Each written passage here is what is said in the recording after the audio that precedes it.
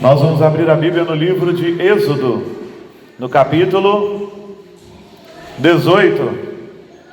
Êxodo 18, do verso 13 até ao verso de número 27.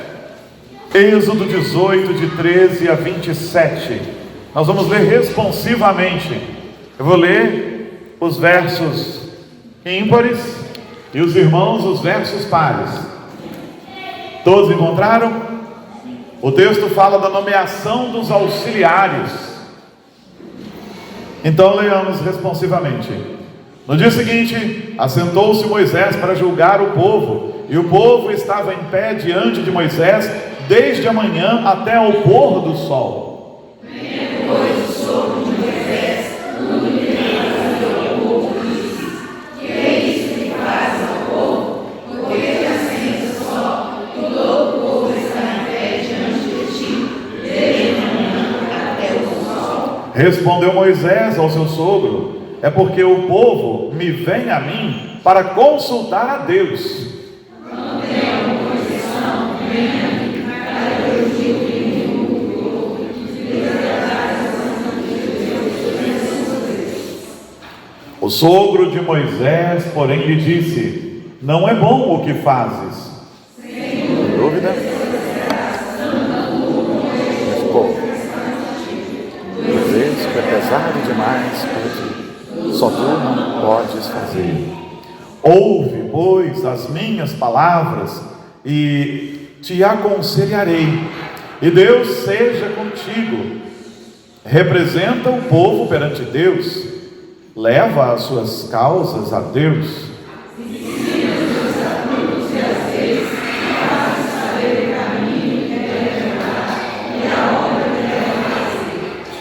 Procura dentre o povo homens capazes, tementes a Deus, homens de verdade, que aborreçam a avareza. Põe-nos sobre eles por chefes de 1000, chefes de 100, chefes de 50 e chefes de 10.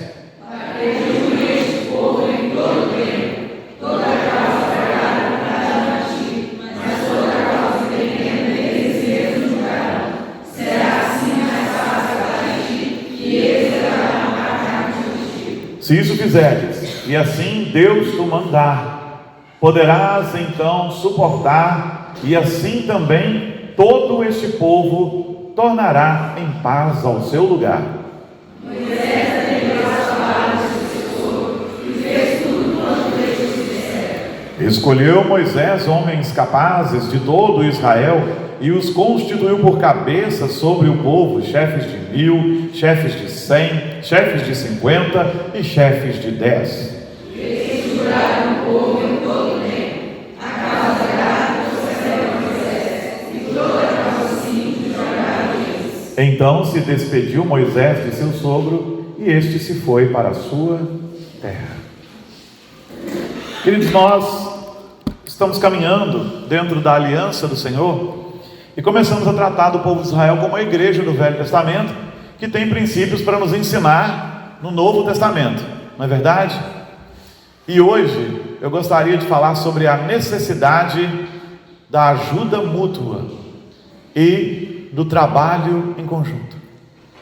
A igreja foi idealizada por Deus para que a gente se ajude mutuamente e trabalhe coletivamente.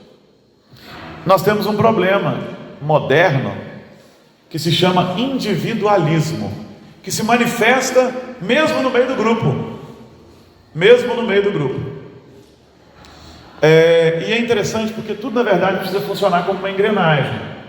Por exemplo, um time de futebol, você não pode criar rivalidade entre jogadores do mesmo time. Isso não é produtivo, porque se um quiser aparecer mais do que o outro, o time deixa de ser um time, deixa de ser um conjunto. E então todo mundo quer fazer gol, e então todo mundo quer ter números maiores do que os outros, e eles deixam de jogar pelo time e começam a jogar na individualidade. Seu time vai perder. Não é diferente na obra do Senhor. Se nós não aprendemos a trabalhar juntos, coletivamente e com auxílio mútuo, o nosso time vai tomar gol. Nós temos visto hoje em dia muitos casos aumentados de problemas, de estresse, de uma estafa mental. Uma das coisas que mais acomete pastores hoje em dia é o que os estudiosos estão chamando de síndrome de burnout.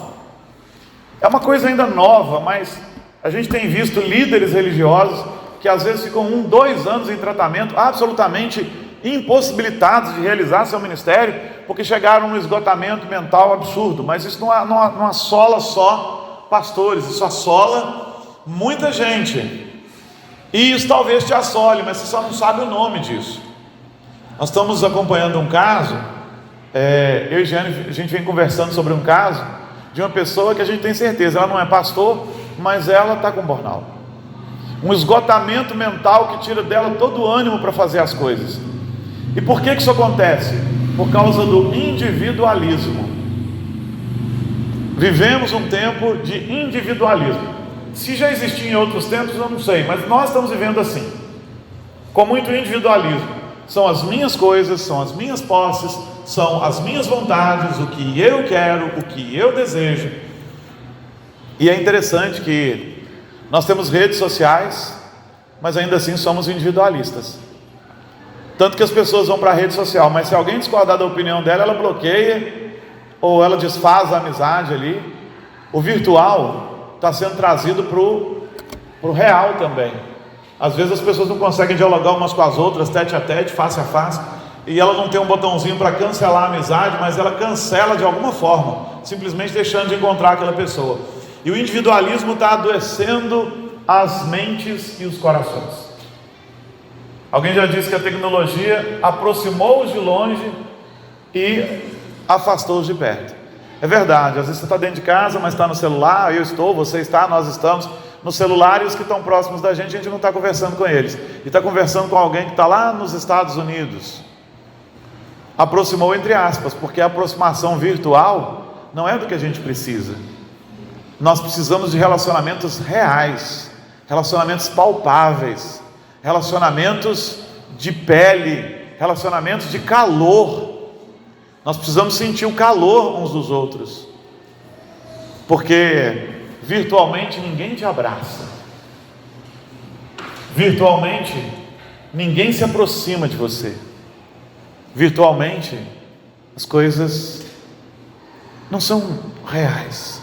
O nome já diz, é virtual. E as pessoas estão se tornando cada dia mais solitárias, embora rodeadas de pessoas, e cada dia mais dependentes da tecnologia, que é fria, e não de pessoas. Mas precisamos aprender a trabalhar em grupo, precisamos aprender a ajuda mútua, e precisamos aprender a dividir as coisas, dividir as responsabilidades. Líderes estão cansados, poucas pessoas na igreja estão muito cansadas. Existe uma estatística triste que diz que no universo de uma igreja, de 20% a 30% só da igreja trabalha, o resto vem aqui. E olha, é triste, mas eu não me conformo com isso, em nome de Jesus. Mas é triste, porque eu olho para trás do meu ministério e é verdade, 30% do povo está trabalhando, os outros 70% costumam aparecer para assistir algum culto, para assistir os cultos, para estar na igreja, e isso vai deixar os 30% exaustos. E muitas vezes aquele que não está trabalhando, ele está reclamando, mas não estão fazendo bem feito. É porque as pessoas já estão ficando exaustas. Se cada um de nós faz um pouco e faz uma parte, essa coisa funciona melhor. Igreja é onde trabalhamos juntos e onde cooperamos. É assim que tem que ser. É para isso que você foi chamado, para isso que eu fui chamado, para a gente fazer alguma coisa. Quando a gente olha para a história de Moisés aqui nessa passagem, tem algumas coisas muito interessantes para nós. Você olha para a vida de Jetro era sacerdote midiano, não é? Mas se você voltar um pouco no capítulo, se você voltar desde o começo do capítulo que nós estamos trabalhando até o verso 12, você vai ver que ele vem até Moisés, porque agora ele podia trazer a família de Moisés, porque estava tudo bem. Pode voltar no comecinho do 18 aí que você vai ver. E quando ele vê tudo que Deus está fazendo com o povo de Israel, ele declara: agora eu estou vendo que Deus de verdade é o Deus de Israel. Agora eu entendo isso. Ele era um sacerdote, mas não quer dizer que ele fosse sacerdote do Deus Altíssimo. Ele era um religioso, mas não quer dizer que ele conhecia o Deus verdadeiro. Mas agora aqui, os seus olhos contemplam o que Deus fez e ele fica maravilhado com tudo aquilo. Bom, e então Jetro fica ali mais um tempinho, aquela hospitalidade, né, do pessoal mais antigo: fica aí, dorme aí na tenda mais uma noite, vamos tomar mais um café, não vai embora hoje não. Eu lembro do meu sogro, né, dos meus sogros. Eles vêm na casa da gente, a gente não consegue segurá-los mais do que um dia aqui. Mas quando a gente vai lá, todo dia: vai hoje não, vai amanhã, deixa para ir na outra semana, não vem rápido não, fica mais um tempinho. E eles têm esse prazer em receber a gente. E o pessoal mais antigo tem isso mesmo. Então o Jetro ficou, fez umas visitas, conheceu gente nova ali do meio do povo de Deus. Ele estava na casa do genro dele e da filha, então estava tudo bem. E ele começou a prestar atenção em algumas coisas. Era o povo de Deus que estava reunido? Era. Era perfeito? Não, não era. E ele começou a prestar atenção em algumas coisas muito interessantes. E deu bons conselhos a Moisés. Uma coisa preciosa para a gente exercitar na igreja então é: aprenda a dar ouvidos aos que estão de fora, quando eles chegam. Porque às vezes a gente se acostuma tanto com o que a gente faz, que a gente não consegue perceber que pode ser melhor. E a igreja precisa aprender isso, que pode ser melhor. Jetro deu uma excelente ideia para Moisés, e foi melhor. E nós às vezes resistimos, por causa da tradição. Nós não nos pautamos pela tradição, né? Para nós o mais importante é a palavra de Deus. Não conscientemente, mas às vezes inconscientemente a gente se pauta. Não podemos mudar o sistema de um trabalho, porque sempre foi feito assim. Não podemos mudar o dia de um trabalho, porque sempre foi feito assim. Não podemos mudar a dinâmica de uma reunião, porque sempre foi feito assim. Mas de vez em quando chega alguém de fora e dá uma boa ideia, a gente precisa aprender a ouvir isso. A igreja precisa aprender a ouvir isso. Que às vezes quem está de fora tem uma visão diferenciada do que nós estamos fazendo. Jetro estava de fora. Jetro vivia num outro contexto, num outro lugar, mas quando ele olhou e ele viu o que acontecia? Moisés se sentava e julgava o povo de Deus, desde o amanhecer até o pôr do sol. Quem aguenta isso? E o povo ficava na fila esperando a sua vez. E Jetro disse: olha Moisés, não é bom não, vamos dividir essas tarefas aí. Ele prestou atenção em alguma coisa que nem Moisés tinha parado para pensar, e nem o povo de Israel tinha parado para pensar, mas Jetro viu. Às vezes um olhar externo faz muito bem para a gente, mas às vezes a gente resiste em atentar para aquele olhar externo, por uma razão muito simples: orgulho. Não, a gente sempre fez, agora chega essa pessoa e tal. Por isso é tão bom quando a igreja recebe novos crentes. A igreja precisa de novos crentes. A igreja sempre precisa de convertidos, de gente nova, que traz um sangue novo, que traz umas ideias novas, que traz uns projetos novos, que vê coisas interessantes. Por isso é muito precioso que a igreja continue dinâmica, trazendo outras almas a Cristo. Precisamos fazer isso, igreja. Isso é bom demais para a igreja. E cada um de nós precisa se ocupar disso. Mas às vezes a gente resiste da seguinte forma: fulano chegou aqui ontem, já está querendo mudar as coisas. Não, talvez ele só tenha visto uma coisa melhor. Você já notou que às vezes, vamos pensar em contexto de cidade, você já notou que às vezes você nunca pensou em um determinado investimento na sua cidade? Aí vem um sujeito de uma outra cidade, olha um lote assim num lugar e fala assim: rapaz, aqui dá para construir um supermercado bom, e não tem supermercado com estacionamento aqui, eu vou fazer um supermercado com estacionamento. E quando ele começa a fazer, as pessoas da cidade dizem: ficou louco. Mas quando o negócio está pronto, que todo mundo começa a comprar lá, estacionar os carros ali, achar tudo maravilhoso, e os corredores são largos, aí o pessoal da cidade fica assim: por que eu não pensei nisso? É a visão de quem está de fora. Às vezes a gente se acostuma tanto, que a gente acha que a nossa cidade não comporta uma coisa dessas. Isso é um exemplo, tá gente? Não é... Foi um exemplo que eu pensei agora. Então, a gente às vezes se acostuma a ver a cidade da gente com 10 mil habitantes, 11 mil habitantes, quando na verdade ela já tem 22 mil, abriu-se muitas possibilidades. Quando eu saí da minha cidade, para estudar e depois eu engrenei no ministério, eu não voltei mais para a minha cidade de origem. E quando eu era adolescente lá, tinha 11 mil habitantes. Hoje passou dos 20 mil, mas eu quando voltei, depois eu ainda tinha a cabeça dos 10 mil, 11 mil. Eu pensava que ainda estava daquele tamanho, não estava mais. E às vezes é assim com a igreja também. A gente fica com a cabeça de quando nós éramos uma congregação, uma igreja com 40, 50 pessoas, mas a gente não pode manter essa visão, não. De jeito nenhum. Eu acho interessante, ele morreu esses dias, né? Um pastor presbiteriano chamado Tim Keller. Muito bom Tim Keller, muitos livros escritos, muitos crentes conhecem o Tim Keller. Plantou uma mega igreja e várias igrejas em Nova York. E plantou uma igreja tradicional, reformada, no coração da mais cosmopolita de todas as cidades. E a igreja era grande. Você vê que o negócio não é uma questão de liturgia, simplesmente, é uma questão de visão de Deus. E é interessante porque ele tem um material em que ele já trata uma igreja de 30, 40 pessoas como igreja. E é isso mesmo que a gente tem que fazer.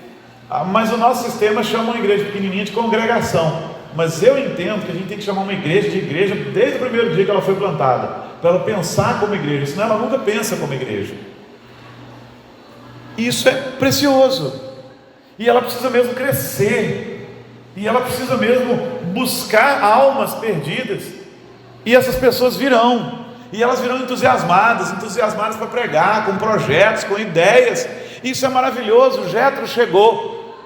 E Moisés foi fantástico, porque fosse alguém orgulhoso, eu dizer assim: esse homem chegou aqui agora, não viu as nossas lutas, não viu o que Deus fez, já está querendo dar ideia de qualquer jeito aqui. Não foi nada disso. Ele ouviu e ele entendeu que a ideia era boa. Precisamos aprender a ouvir e a ouvir as boas ideias, nos despir do nosso individualismo, de um orgulho de quem diz assim: agora também não vou dar ideia para ele, porque eu tinha que ter pensado nisso. A ideia até é boa, mas não fui eu que pensei nela. Você não faz isso conscientemente não, mas às vezes a gente faz inconscientemente. Ou às vezes a gente não verbaliza, mas lá na cabeça está: fulano chegou aqui ontem, já está querendo dar ideia, trazer projeto, fazer acontecer. Precisamos aprender a ouvir as grandes ideias. Precisamos aprender a ouvir os de fora que chegam com uma visão diferente da nossa. Faz tão bem. Às vezes é bom a gente ir num congresso, num evento, a gente vê coisa diferente, a gente vê coisa nova. A gente vê coisa nova. Às vezes só de ir numa outra igreja, aí você chega, você vê um negócio diferente, uma decoração diferente, um modo diferente de conduzir as coisas. Nós precisamos aprender a abrir o nosso coração para receber o conselho, a ajuda de outras pessoas, como Moisés fez. A igreja faz assim, a igreja deve fazer assim. Precisamos, como Moisés, aprender a dividir as coisas. Moisés não estava com ciúme da sua liderança, não. Moisés faz uma referência a esse mesmo texto aqui, lá na frente, em Deuteronômio 1, de 9 a 18, e é interessante que da porção do Espírito que repousava sobre Moisés, ela foi dividida com esses homens que agora ele nomeia, para ajudá-lo a conduzir o povo. E qual o problema disso? Nenhum. Ele fez isso com toda alegria. Tem gente que quer concentrar demais todo o poder sobre si, e é por isso que fica doente. É por isso que ele fica doente. Não espere que o seu líder, seu pastor, os seus presbíteros sejam polivalentes em todas as áreas. Tem coisas que eu sei fazer, tem coisas que eu não sei fazer, e não farei. E se fizer, não farei bem. Mas isso é de Deus para as nossas vidas. Para quê? Para a gente ser igreja operosa, que trabalha como um corpo. Paulo nos ensina tanto sobre o corpo que a igreja é. Então cada um de nós é um órgão, cada um de nós é um organismo. Precisamos aprender a trabalhar em conjunto. E se você não faz, querido, você precisa fazer. Sabe por quê? Porque quando um órgão do corpo não faz, ele sobrecarrega um outro. Você sabe disso. Quando você quebra uma perna, como que a outra perna sofre? Quando você machuca o pé esquerdo, como que o pé direito sofre para sustentar o peso, para andar? Quando você quebra um braço e tem que usar só um dos braços, que coisa difícil. Quando você machuca um dedo, você acha que o mindinho não faz falta, até o dia que você machuca, você tem que pegar algumas coisas. Meu Deus, como que esse dedo faz falta? Eu não sabia. Sim, todos fazem falta no corpo de Cristo. E se você não está fazendo, querido, você não está cumprindo o propósito de Deus, porque a gente foi chamado para trabalhar junto. Nós estamos falando muito sobre discipulado nas quartas-feiras, nós estamos ensinando com um material de discipulado, nós estamos discutindo como aplicar aquele material de discipulado, e é uma pena, tão poucos estão aqui. Tão poucos estão aqui. Porque discipular é uma tarefa de todo crente. Tem gente que é um discipulador por natureza, ele tem um dom para aquilo, mas você também deve fazê-lo. Tem gente que tem o dom da intercessão, mas todos nós precisamos ser intercessores. Tem gente que é evangelista nato, mas todos nós precisamos evangelizar pessoas. Você está entendendo o que eu estou te falando? A gente tem uma função no corpo de Cristo, na igreja. E quando a gente não exerce, alguém estará sobrecarregado e alguém ficará cansado. E sabe o que muitas igrejas fazem? Quando o pastor deles fica cansado, agora está na hora de trocar de pastor, né? Que coisa triste. Eu estou tocando nesse assunto hoje, porque a minha eleição é só ano que vem, então ano que vem nem vou falar nessas coisas, né? Mas não é por isso que não foi pensando nisso não. O texto, eu estou seguindo um projeto, né, para caminharmos dentro da aliança, mas me lembrei disso, quantas vezes aí o sujeito fica exaurido, porque ele faz um monte de coisa na igreja, ele é pedreiro, carpinteiro, marceneiro, serralheiro, pintor, e tem que pregar, e ele fica exausto, e aí o povo, agora está na hora de trocar, né, o nosso pastor não está rendendo mais. Querido, nenhum pastor será tudo. Nenhum pastor será tudo. Em 2002, eu mudei de igreja, troquei de campo, fui parar numa igreja. E quando eu cheguei, o pessoal, o senhor toca? Não, eu não toco instrumento nenhum. Mais ou menos eu sei cantar, né? Mas eu não toco instrumento nenhum. Como é que nós vamos fazer? Nós vamos ficar sem louvor. Porque o pastor pregava, o pastor tocava, o pastor cantava. Ele fazia tudo. O resultado disso é que ele ficou cansado e ele não deixou ninguém para fazer esse tipo de coisa na igreja. Ele fez a igreja depender dele, porque ele tocava violão, a esposa tocava teclado, um filho tocava guitarra, o outro tocava bateria, eles mesmos cantavam, e eles não treinaram ninguém, e isso fazia que a igreja dependesse deles de alguma maneira. Eu não sei se ele fez isso conscientemente ou inconscientemente, mas de qualquer maneira é um erro tremendo. Ninguém fica seguro num campo por causa disso, e é ruim porque você não deixa os crentes trabalharem. Então eu me reuni com os meninos e com o pessoal e falei assim: olha, eu não toco nada, mas nós vamos fazer o seguinte, quem arranha alguma coisa vem para cá, nós vamos começar a ensaiar. E no começo nós íamos para a igreja de manhã e depois almoçávamos, depois voltávamos, passávamos o sábado inteiro tentando acertar. E às vezes era um sábado inteiro para acertar 3 músicas para cantar no domingo. E muitas vezes a gente cantou as 3 na escola dominical e as mesmas 3 no domingo à noite. Mas um ano depois, aqueles meninos se tornaram um negócio maravilhoso. Eles não dependiam de mim para o louvor, não dependiam de mim para tocar. E isso foi maravilhoso. Nós precisamos dividir mesmo as responsabilidades, sem medo de que, se eu dividir as minhas responsabilidades, talvez outro tome meu lugar, ou as pessoas comecem a pensar que eu não tenho função na igreja. Isso é bobeira. Mas há 2 extremos que precisam ser vencidos. Um, da pessoa que quer acumular muitas coisas para se sentir indispensável, e o outro é da pessoa que não quer fazer nada porque ela não quer ter compromisso. Também isso é pecaminoso, porque na verdade fomos chamados para fazer alguma coisa para Cristo. Todos nós fomos chamados. Todos fomos chamados. Então precisamos aprender isso. Precisamos aprender a ouvir aquilo que os de fora muitas vezes trazem. Eles observam e veem em nós. E a outra coisa é que precisamos aprender a dividir mesmo todas as funções, sem individualismo. Senão morremos cansados, exaustos, estressados, com burnout. Precisamos aprender a dividir as cargas, as tarefas.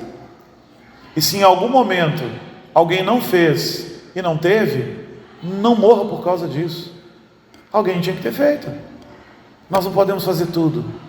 Ninguém de nós consegue abarcar todas as coisas. Isso não vale só para aqui não, isso vale para qualquer área, para uma empresa, para um comércio. Ninguém é capaz de fazer tudo. Precisamos aprender a trabalhar juntos, coesos, entusiasmados. É claro que no começo as engrenagens vão demorar a se encaixar, porque somos todos muito diferentes, mas com disposição no coração e com o Espírito Santo que trabalha em nós, nós vamos fazer grandes coisas. E então Moisés anuiu ao conselho de seu sogro, e então ele escolheu homens compromissados e orou com esses homens, e eles foram ordenados seus ajudadores. E uma terceira coisa que a gente tem que colocar em mente é: nós não podemos ter medo de mexer na Escritura, não podemos ter medo de enfrentar o novo. Precisamos estar prontos para isso. Não era a estrutura que o povo de Israel vinha caminhando com ela, mas criou-se uma estrutura melhor. Não é como eles vinham fazendo desde que saíram do Egito, mas ficou melhor. Às vezes pode ser muito melhor. Com o trabalho de todos, certamente pode ser muito melhor. O texto diz que de fato Moisés colocou homens sobre 1000, sobre 100, e só eram trazidos a ele as causas mais difíceis, as mais difíceis. As simples aqueles homens mesmos julgavam. Simples eles julgavam. Nós precisamos ser flexíveis, mais flexíveis quando tratamos de estrutura, de governança. Nós somos inflexíveis na doutrina, não abrimos mão da doutrina bíblica, mas há coisas que têm como funcionar melhor. Mas sabe quando elas funcionarão melhor? Quando nós nos dispusermos. Moisés mandou chamar aqueles homens compromissados, e aqueles homens compromissados aceitaram a função. Precisamos ser gente compromissada, que aceita a função. Quantas vezes as pessoas, tendo o privilégio de trabalhar para Cristo, elas fogem do compromisso e elas não aceitam a sua missão, elas se esquivam. Olha, eu não vou fazer muita coisa, senão vão começar a prestar atenção em mim, vão querer me dar alguma coisa para fazer e eu não quero. Mas nós somos chamados para fazer alguma coisa. Ninguém foi chamado para estar deitado eternamente em berço esplêndido. Isso é só para a nação, lá no hino nacional, mas não para você enquanto indivíduo, pessoa e enquanto crente. Queridos, o nosso desafio dessa noite do Senhor para nós é que sejamos igreja, uma igreja aberta a boas ideias, uma igreja disposta a trabalhar, uma igreja em que cada um de nós seja compromissado e esteja pronto a isso. Nós vivemos um tempo de descompromisso e isso não pode prevalecer dentro da igreja do Senhor, e não há de prevalecer em nome de Jesus. É quando a pessoa diz assim: eu vou se eu puder, eu vou quando eu puder. Não há compromisso. Se der eu vou, se der eu faço, se der a gente faz. Olha, eu não vou prometer nada não, mas quem sabe. Nós precisamos de compromisso. Cristianismo é compromisso. Jesus fez um compromisso com o Pai de realizar para nós a obra redentora. Ele não se esquivou do seu compromisso, e olha que era a obra mais desagradável, né? A de nos remir, porque ele tinha que passar pelo açoite, pela vergonha, pela humilhação, ele tinha que se esvaziar da sua glória, se fazer homem, tinha que morrer e ressuscitar. Mas ele não fugiu do compromisso. Ele só perguntou: Pai, tem outra maneira? Se possível, passa de mim esse cálice, contudo que se faça a tua vontade. Na verdade era uma pergunta retórica, ele sabia que não tinha outra maneira, e ele foi lá e fez. Nós somos o povo que mais devia entender compromisso, porque o Deus Todo-Poderoso fez conosco um compromisso absolutamente maravilhoso, e nós precisamos nos comprometer com um trabalho, comprometer com uma obra, nos comprometer com um projeto, nos comprometermos de todo o nosso coração. Nós precisamos aprender, precisamos nos envolver. Igreja é um povo que se envolve no trabalho, na evangelização e uns com os outros. É isso que nós fazemos. Cristianismo é envolvimento, cristianismo é relacionamento, cristianismo é testemunho, cristianismo é trabalho. Sim, um cristão tem muito trabalho e prova o revigor do Espírito. E se cada cristão estiver disposto a fazer uma parte, todos faremos de uma maneira mais leve, mais suave. Às vezes é pesado para alguns porque são só alguns, mas se todos fizerem, não será pesado para ninguém. Pense, será que o meu descompromisso, o meu modo de viver o cristianismo está deixando peso para os outros? Porque eu não quero fazer? Pense nisso. Porque a igreja é o povo do compromisso, é o povo do envolvimento, é o povo do trabalho, é o corpo de Cristo e Ele é o cabeça. E quando você deliberadamente não faz aquilo que você devia fazer no corpo de Cristo, você é um órgão desobediente desse corpo. Agora, imagina, quando um organismo, um órgão do nosso corpo, deixa de fazer o que ele foi projetado para fazer, ele não só deixa outros órgãos mais comprometidos, como ele se torna um órgão que pode vir a morrer, até a desenvolver uma doença qualquer, pela sua inércia. Eu não lembro quem falou, mas a gente estava discutindo uma coisa interessante esses dias. Eu nunca ouvi falar, e eu não tinha tentado para isso, mas quando alguém falou, eu não sei, a gente conversa tanto, não lembro quem foi. Quando alguém falou, eu falei, é verdade, eu nunca ouvi falar disso. Você já ouviu falar de câncer no coração? Você ouviu falar que alguém teve câncer no coração? Eu nunca ouvi falar disso. Já ouvi falar de câncer no pâncreas, de câncer no estômago, de câncer no pulmão, né? Eu nunca ouvi falar de câncer no coração.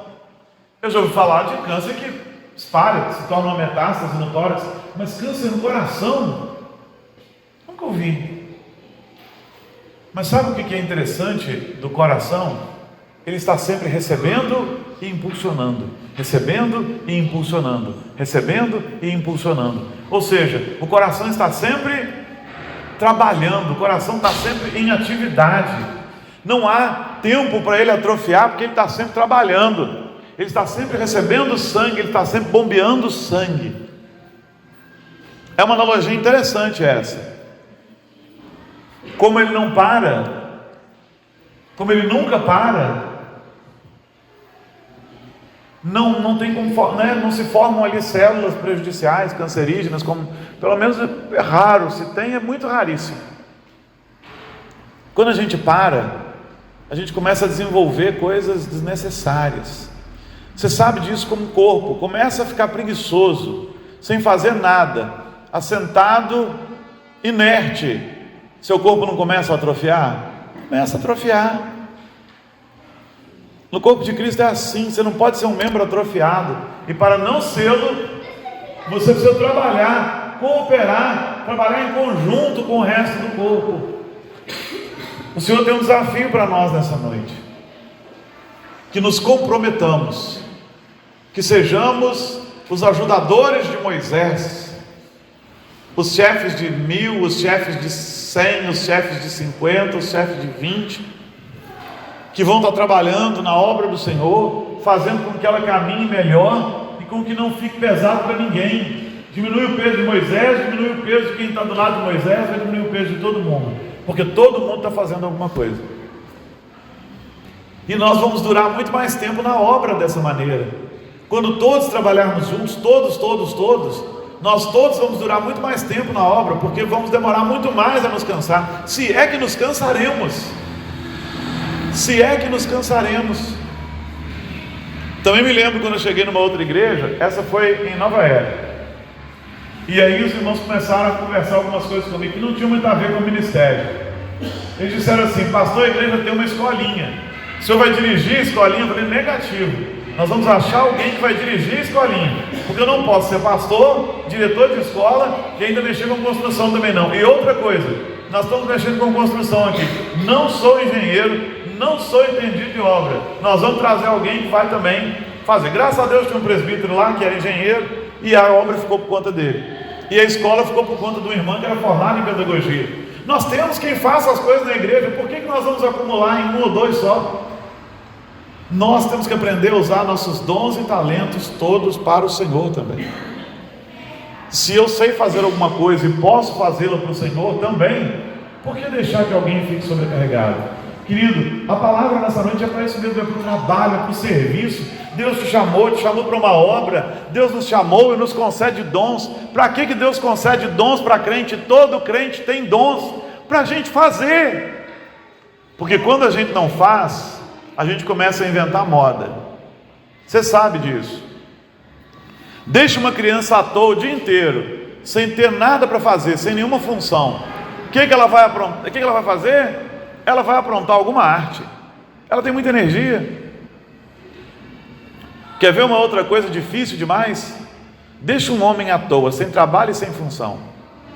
Ele fica difícil demais você mexer com ele. Conheço homens à toa que se tornaram os maiores fofoqueiros da rua deles. Um negócio terrível. Um homem não pode ficar parado, um homem não pode ficar à toa. Uma mulher também que não tem nada para fazer, aí o negócio fica feio também. Porque nós fomos chamados para sermos produtivos, nós fomos chamados para produzir algo, nós fomos chamados para construir coisas, nós fomos chamados para criar coisas, nós fomos chamados para trabalhar em todas as áreas e também na igreja. Também para o Senhor Jesus. Todos fomos chamados para isso, para o trabalho. O trabalho nos dignifica de verdade, e a preguiça é um pecado. Tem até um livro muito interessante de um pastor, ele é português, chamado Tiago Cavaco. Ele se chama 6 sermões contra a preguiça. Ele pregou uma série de 6 sermões contra a preguiça na igreja dele, e isso foi transformado em livro. E aí eu achei aquilo tão interessante que eu comprei o livro e preguei alguns daqueles sermões.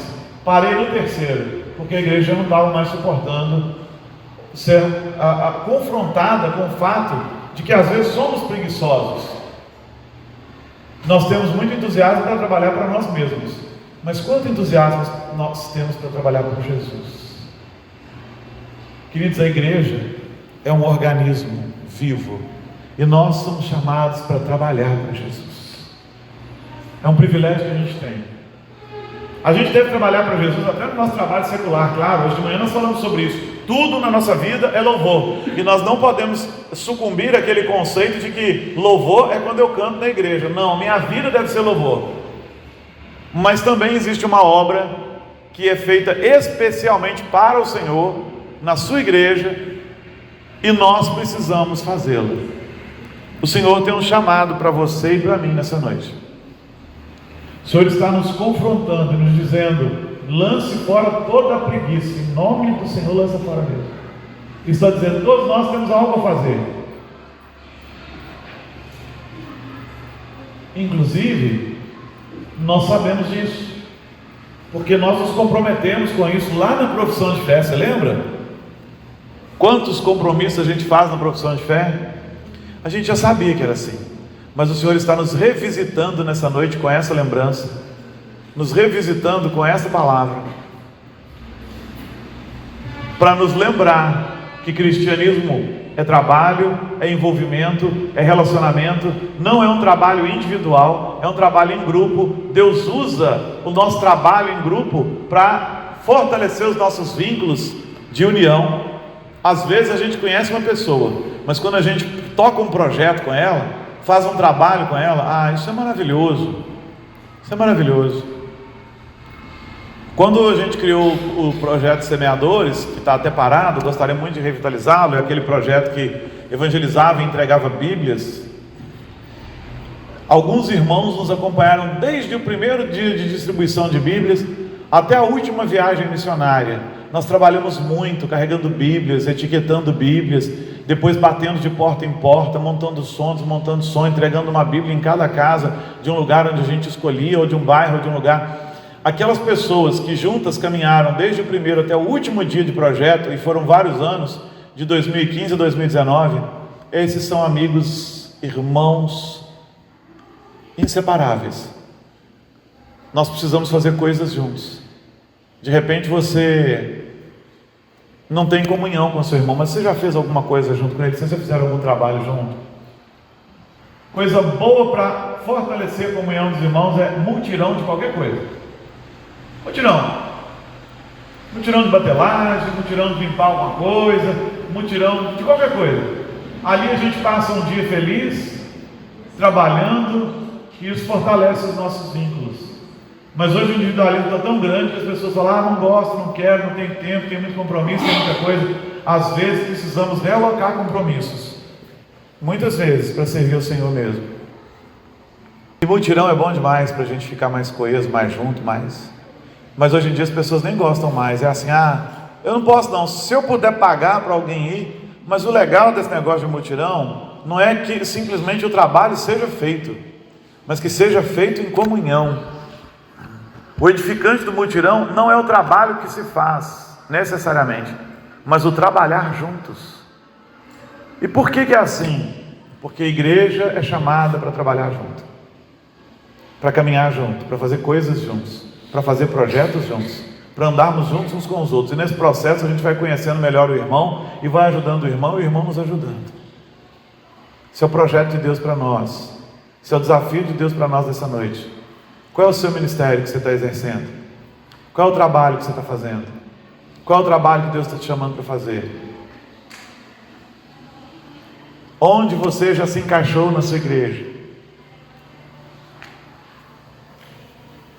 Que peça nessa engrenagem aqui da igreja você é? Que parte do corpo de Cristo você é? Porque um membro separado do corpo está morto. Um membro não pode estar separado do corpo. Se o meu dedo for cortado do meu corpo, o que acontece com o meu dedo? Ele morre, aqui ele morre. O Senhor nos chama a caminharmos juntos, fazendo coisas juntos para Ele, fazendo coisas juntos uns com os outros. Todos nós. O trabalho não pode ficar só com 1, 2 ou 3, mas com todos nós. Feche seus olhos então. Ore ao Senhor agora. Se você já tem exercido um ministério, amém, Deus te abençoe. Peça: Senhor, me mantenha firme. Mas você não está fazendo nada, está sempre com desculpa, sempre correndo, sempre. Está na hora de você perguntar ao Senhor: Senhor, o que é que eu devo fazer? Qual é a minha função? Qual é o meu trabalho? Onde eu devo estar? Trabalhando junto com quem? Fazendo o que na tua casa? Então vamos orar. Pai, nós estamos diante do Senhor. E nós queremos, Senhor, ser confrontados por essa palavra.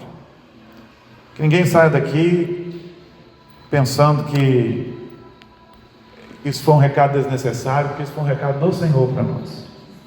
Cada um de nós possa orar ao Senhor e perguntar: Senhor, o que eu posso fazer? Se eu já fiz muita coisa, Senhor, o que eu posso fazer mais agora? O que mais agora, Senhor? O que mais agora, Senhor? O que mais agora? Nós precisamos nos perguntar essas coisas. E que sejamos uma igreja operosa, trabalhadora, comprometida, envolvida. Faz assim conosco, Senhor. Faz-nos úteis, faz-nos servos. Dá-nos felicidade em trabalhar uns com os outros. Mostra-nos onde o Senhor quer nos usar. E que nossos corações estejam abertos para isso. E que trabalhemos com alegria. Em Teu nome eu oro, Jesus. Amém.